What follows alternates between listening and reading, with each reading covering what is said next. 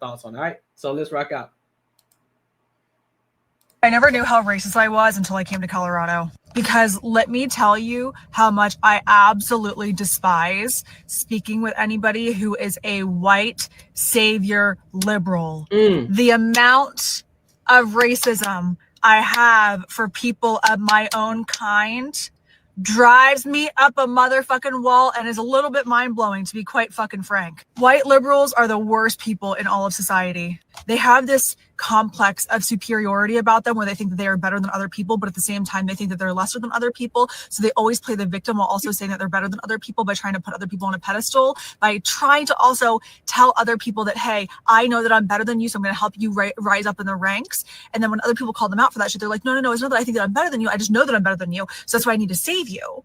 Right? When you have a conversation with somebody who's a white savior liberal, you know exactly who I'm talking about. You get the fat white women who have the shaved slick backs with the purple hair, the septum piercing, the pedophile glasses, the gut hanging out with the crop top, and you're like, why would you ever wear that out in public? And they're like, because my body, my choice. Ooh, fat reliance, fat superiority. Oh, they them energy. You know exactly what I'm talking about. And then you get them in a conversation with somebody who happens to be like a black conservative or a person of color who's a conservative. And they're like, I need to save you because you are a lesser person than I am. Then you're like, hey, that's a really wild thing to say because just because you're white doesn't mean that you're better than I am. And they're like, well, it's not that I'm better than you. I just know that you have years upon years upon years of oppression. They're like, hey, I'm not oppressed. I'm actually earning more money than you. I'm more successful than you. I've taken life by the horns and I've ridden it well and I've learned my life lessons and I've gotten to where I wanted to go. And here I am as a person of color or somebody who you're saying that I need to be lesser than you, that you need to save me, and here I am doing better at life than you are,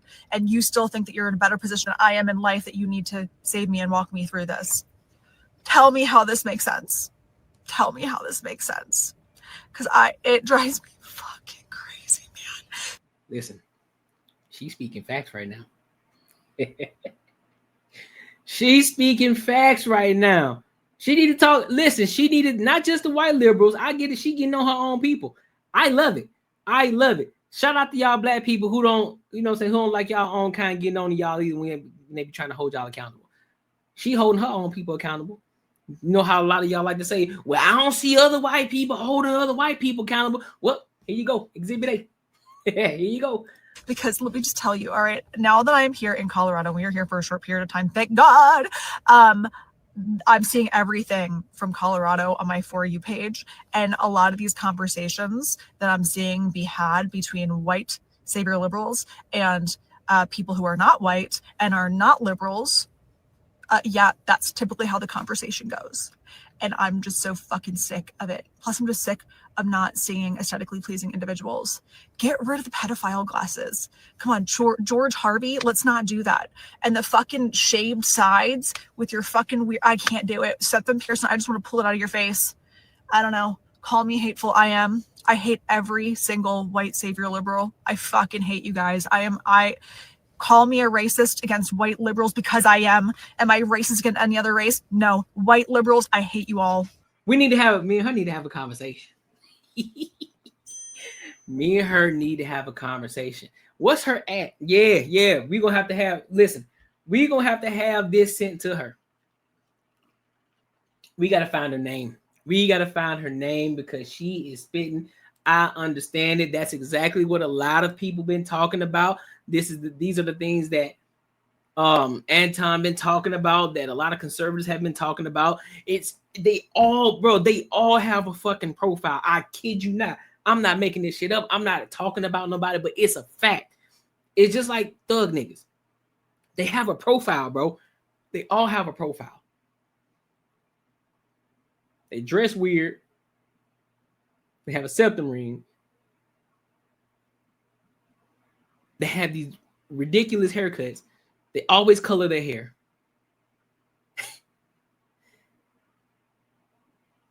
It just blows my fucking mind, bro. I don't understand it.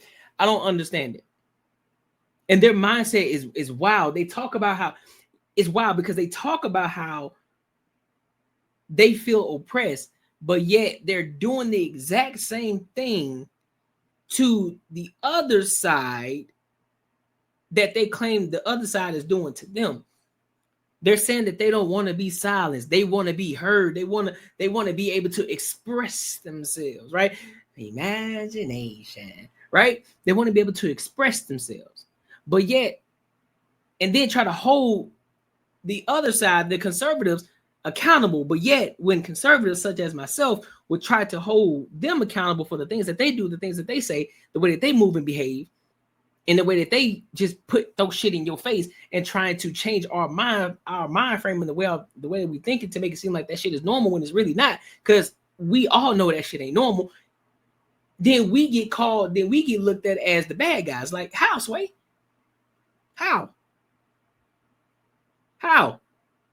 Now, I'm not telling you that you shouldn't live your life the way you want to live your fucking life. I don't care. But when you try to throw it in my face, when I turn on the TV and I see it, when I turn on the TV and I look onto YouTube, kids YouTube, and I see little colored haired bisexuals or T-genders or non-binaries all on the fucking platform. What up, Bull City? All on the platform. Do y'all understand? Nigga, I got kids, bro. Like, nah, they're not finna watch that. And so the more that they see it, guess what happens? They get confused on what's going on. They get confused on what the fuck is going on. And it's like, now I gotta answer these fucking questions. Like, listen, short, like, listen. It ain't normal. That's one. So don't ever get no idea. What up, Ted Coach Ralph? So, like, don't ever get no fucking idea. That's wrong. But you have to allow people to live the way that they want to live. But at the same time, don't be afraid to hold their ass accountable either for the shit that they do. Because that shit is all the way wrong. And you don't have to be subject to the shit that they talk about. You don't have to be subject to them telling you how you should react to them.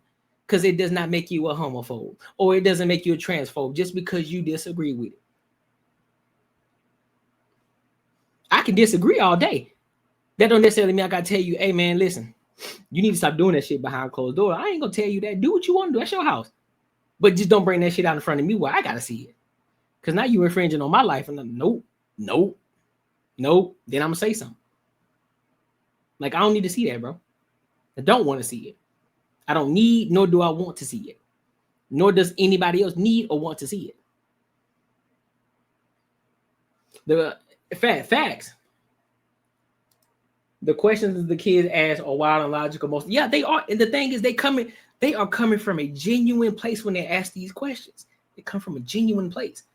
So now you're trying to think, so like, all right, so I gotta answer this, and I gotta answer this on the first grade level, so they can better understand what's going on, right? And so sometimes it's hard it's not hard to answer the question, but it's hard to answer it in the way that they can understand it. Sometimes, depending on the question they ask, because sometimes the question that they ask can be very thought-provoking. Real talk can be very thought-provoking. It's like, that's a good ass question. Never thought about that. So now you gotta sit there and think. Now you sitting on the edge of your bed like this. That was a good ass question she asked. And I gotta think about that. I gotta do some deep diving about that shit. You feel me? Like, come on, man. But nah, I need to have a conversation. Let me see something. Let me see what her name is.